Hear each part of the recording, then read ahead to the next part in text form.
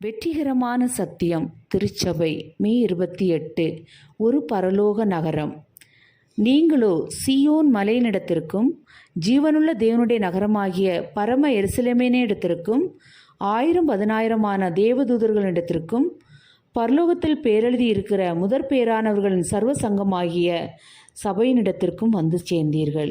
எபிரேயர் 12:22-24 வரை உள்ள வசனங்கள். உலகின் மிகவும் பிரபலமான நகரங்களில் ஒன்று எருசலேம்.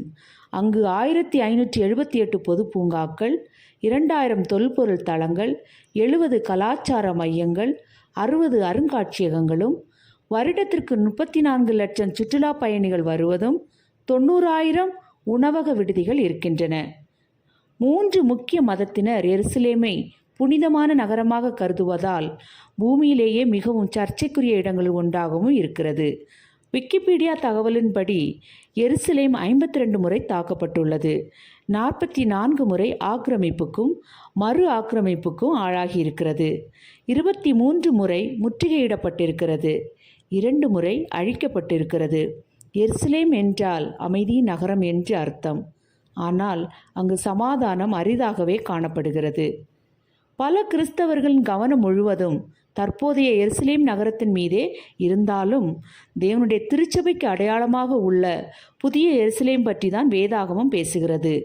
அப்போஸ்தலன் நம்மை சீயோன் மலையினிடத்திற்கும் ஜீவனுள்ள தேவனுடைய நகரமாகிய பரம எருசலேமினிடத்திற்கும் நேராக பார்க்கும்படி சொல்லுகிறார். எபிரேயர் 12:22. அவர்களுடைய குடியிருப்போ பரலோகத்தில் இருக்கிறது என்று பவுல் சொல்கிறார். பிலிப்பியர் 3:20.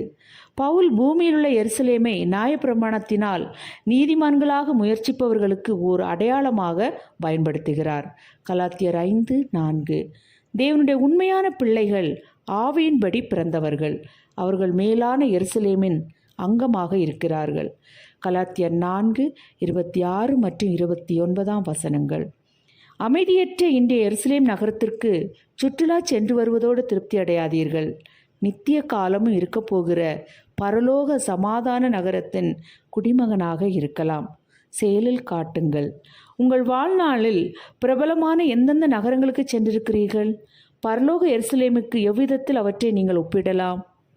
ஆழமான ஆராய்ச்சிக்கு சங்கீதம் 48:2, கலாத்தியர் 4:21-31 வரை உள்ள வசனங்களும், வெளிப்படுத்தல் 21:9-27 வரை உள்ள வசனங்கள். ஆமேன்.